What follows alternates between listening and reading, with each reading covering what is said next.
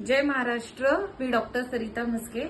आज सकाळपासूनच मला खूप साऱ्या न्यूज चॅनल्सवरनं फोन येत आहे की माझं कुठेतरी त्यांना असं स्टेटमेंट सापडलं आहे की माझं अपहरण करण्याचा प्रयत्न केला गेला वगैरे वगैरे. बरेच जण अशी माझी अफवा पसरवत आहे, चुकीचे न्यूज पसरवत आहेत. तर मी तेच क्लिअर करण्यासाठी आज तुमच्या समोर आली आहे की कुठल्याही प्रकारचं अपहरण माझं झालं नाही. मी जे स्टेटमेंट दिलं तेच अगदी खरं आहे. मी माझ्या पक्षाच्या संपर्कामध्ये होते. मी ठाकरे साहेबांना सोडून कुठेच जाणार नाहीये. ना मी गद्दारी केली ना मी गद्दारी करणार. वॉर्ड क्रमांक 157च्या सगळ्या नागरिकांना माझ्यावरती भरोसा आहे, माझ्या पक्षाला माझ्यावरती भरोसा आहे. मग विरोधकांनी मुद्दामून माझ्यासाठी माझी बदनामी केली त्या गोष्टींकडे मी लक्ष देत नाहीये, कारण मला माहिती आपण जिंकल्याच्या नंतर विरोधक काही ना काही कटकारस्थान करत असतात.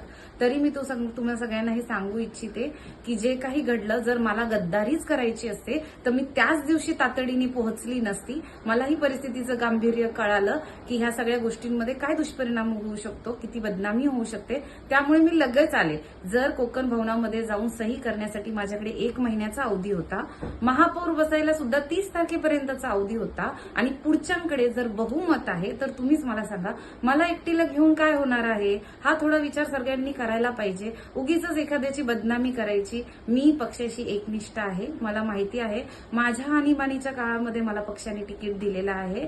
पक्षाचे माझ्यावर भरोसा आहे. मी खूप मेहनत करून इथपर्यंत पोहोचलेली आहे. त्यामुळे माझी सगळ्यांना विनंती आहे की चुकीच्या बातम्या तुम्ही प्लीज पसरू नका. जे काय आहे तुम्ही माझ्याशी डिरेक्टली संपर्क करा. मी ठाकरे साहेबांसोबतच आहे, त्यांच्यासोबतच राहणार. माझं कुठल्याही प्रकारचं अपहरण झालेलं नाही आहे. एवढी सगळ्यांनी प्लीज दखल घ्या. जय हिंद, जय महाराष्ट्र.